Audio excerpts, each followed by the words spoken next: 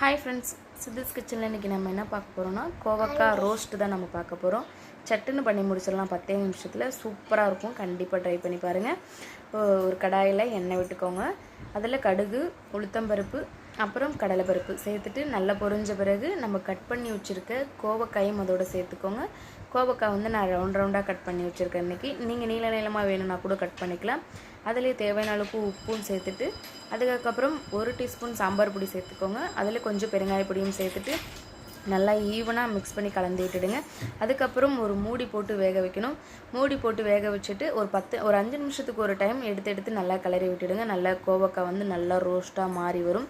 சூப்பராக இருக்கும். கண்டிப்பாக ட்ரை பண்ணி பாருங்கள். இந்த மாதிரி கோவக்காய் நல்லா வெந்த பிறகு ஒரு 10 நிமிஷத்துலேயே குக் ஆயிரும். அதுக்கப்புறம் ஒரு பாத்திரத்தில் மாற்றிட்டு அவ்வளோதான், சூப்பரான ஒரு கோவக்காய் ரோஸ்ட்டு ரெடி. கண்டிப்பாக ட்ரை பண்ணி பாருங்கள். நம்ம வீடியோ பிடிச்சிருந்தா லைக் பண்ணுங்கள், ஷேர் பண்ணுங்கள், மறக்காம சேனலை சப்ஸ்கிரைப் பண்ணுங்கள். தேங்க்யூ.